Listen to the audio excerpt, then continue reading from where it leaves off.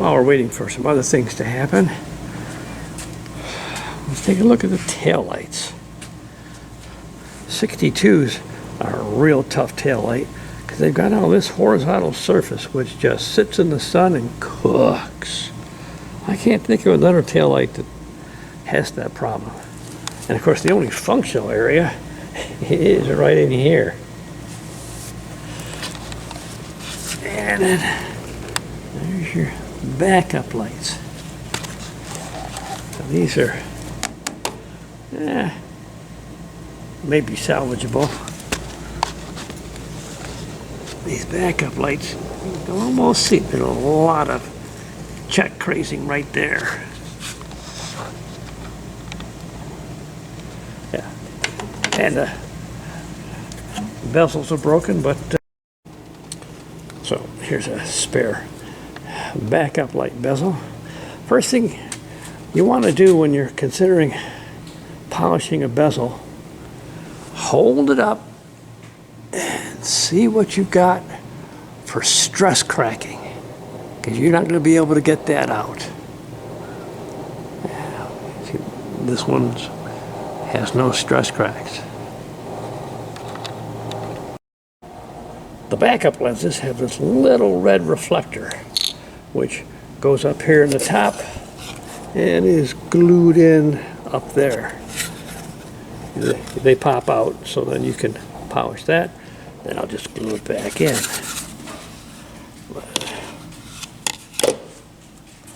So we go to our lens polishing stuff.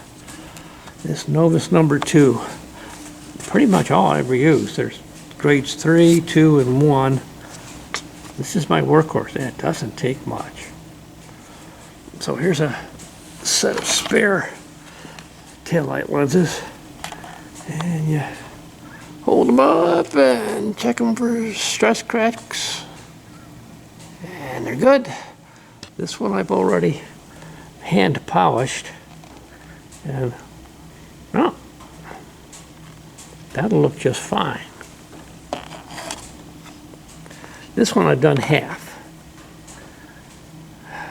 The far half has been polished.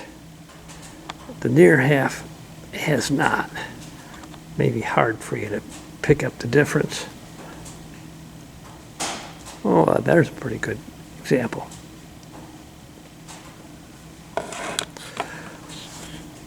So, scratch remover.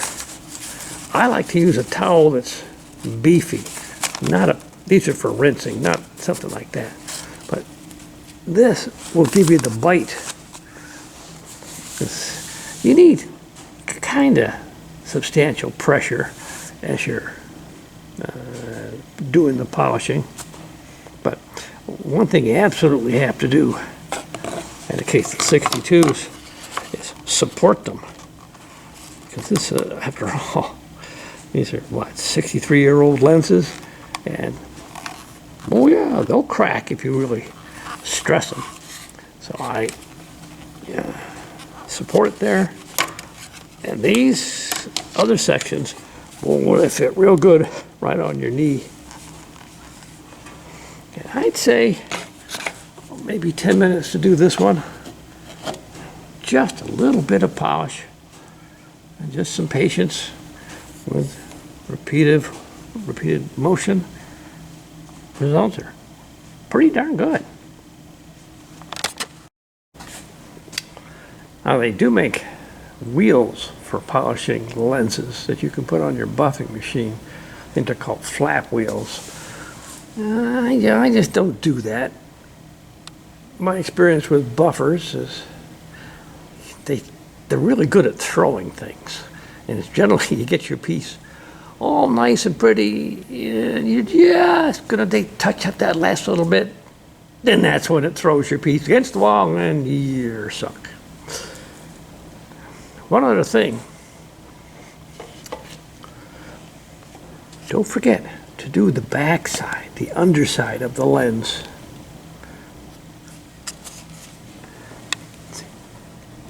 Here's one I haven't done. You can kind of see the clouds in there.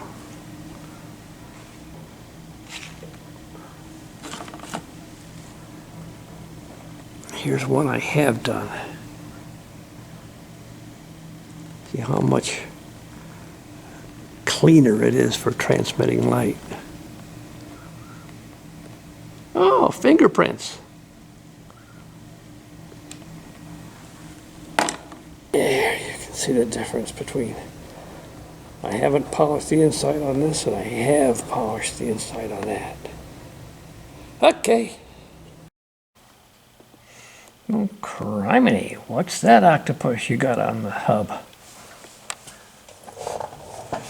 This is a puller with 5 legs. You know, most of the pullers look like this, and they have 3 legs.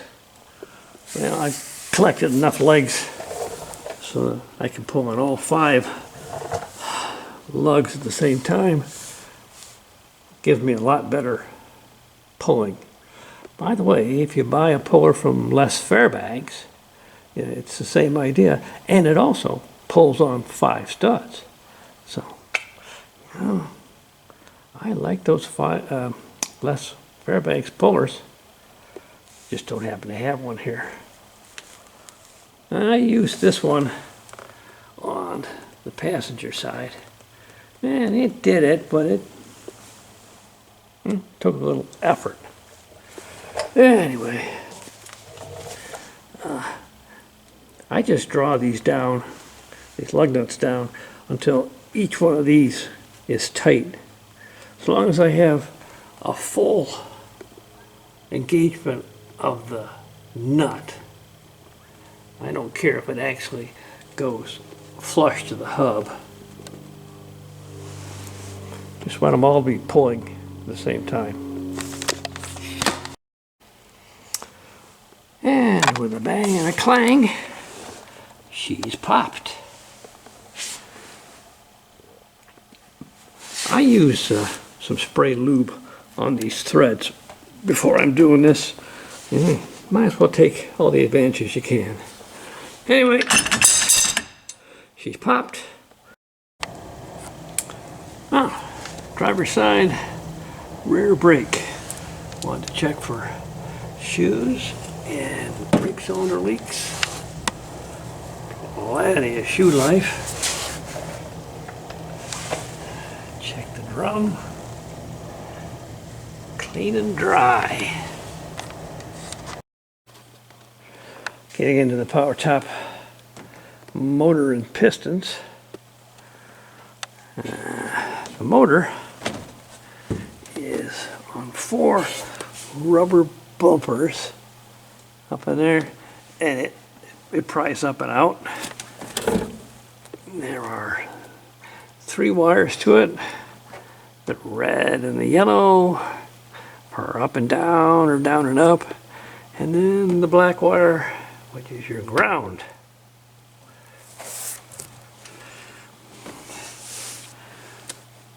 The cylinders are anchored down here, and they have this pin that goes through them,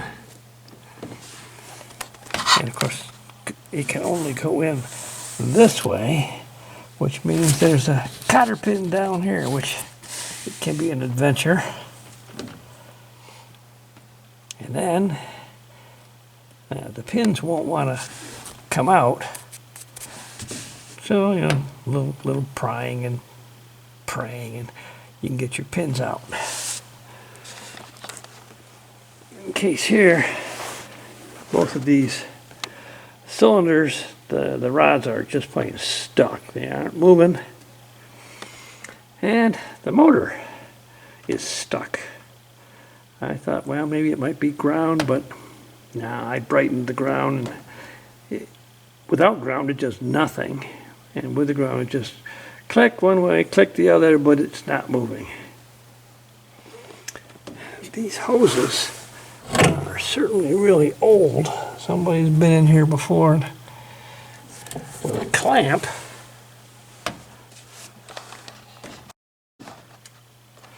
And on the driver's side, there's kind of an indication that it might have been a slow leak, and That might have been the problem. So, we've got new pump and cylinders. They're easy enough to install. I think I'm gonna wait for the installation until we do some welding on the floor. And just one less thing to be in the way.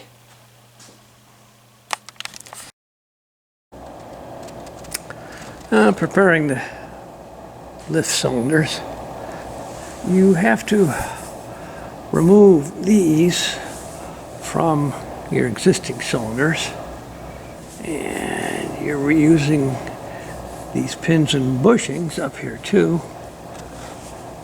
I'm going with hitch pins instead of cotter pins. These will be so much easier if you ever have to remove them. And you have to reuse your base pins. Same story. I'll go with a hitch pin. So these are ready to go. We'll put them away until we're ready for the install. Well, I had forgotten about this stuff. I think it's about Canada told me about this one. You've got two grades. You got the original and you got fine. Maybe there's a third, but this is the only two I know about. Look at the shine on that freaking bumper. I had forgotten how good this stuff is. Yeah.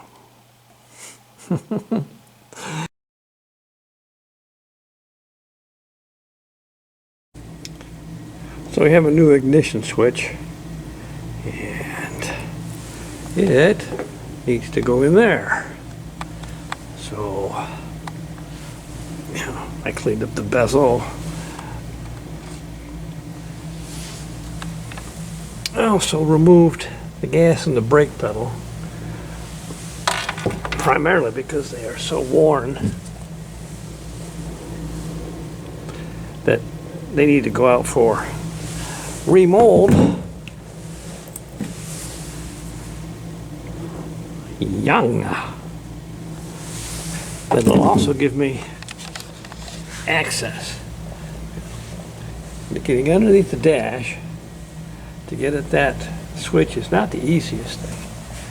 And if you'll see that hanging down, that is the shield that has to go on before the switch, and that has the little light in there which illuminates the key switch, and of course we want that to work.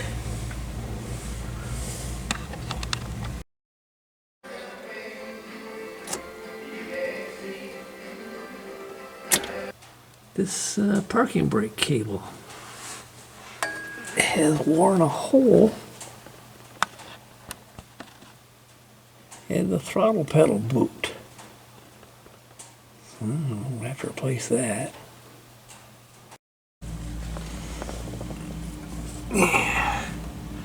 Here's the gas pedal boot. You can see the cable wore a nice big hole in it. Just 3 bolts, out it comes. Part number 263 from Query. So there's the new boot installed. And you know why that cable was rubbing? Where's your problem? It had popped out of that holder. But now that it's back in, look at your clearance. Okay. That one cap had a real bad dent that wasn't going to come out. So I went and found a hubcap I had done years ago and just put in spares.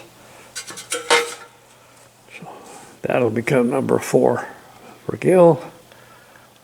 Takes care of that problem. One of the things I'm on the list to do was replace this A-pillar. And I was looking and looking. I was sure I had one of those pieces, which is convertible only, because of that big section in the back.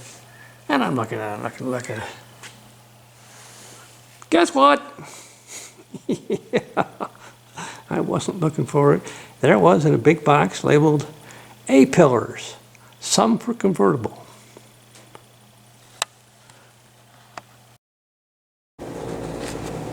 Remove the door panel here, passenger door. I think it's been painted. It's got a date on the back of it. Owasso, Michigan. You know where that is.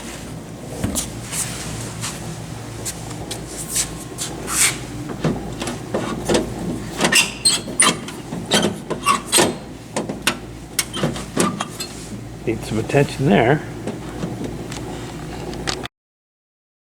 And there's the one place people forget to lubricate the pivot for the door handle. Driver's door.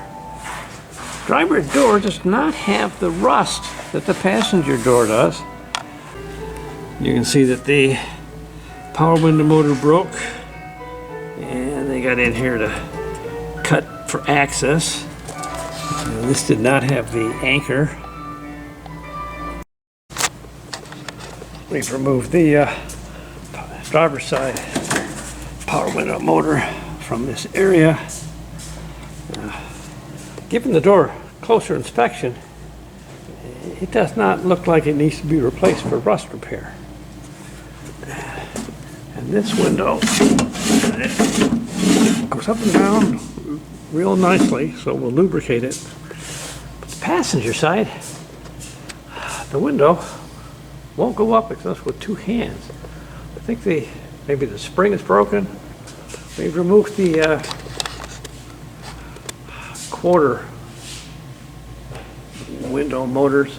Access is a little tough. 2 3/8 bolts, 2 3/8 nuts on top of studs. The top one's okay to get at.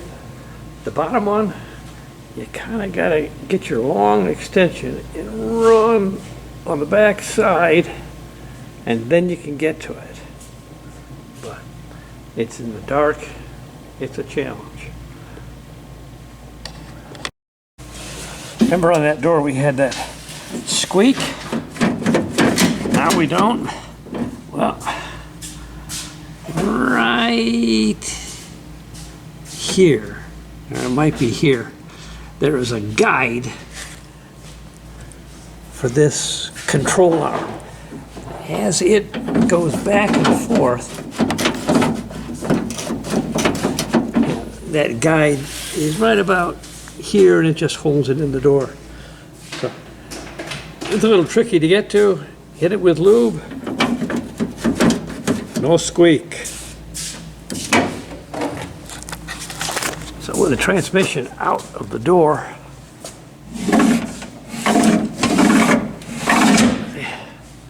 that's what you should get.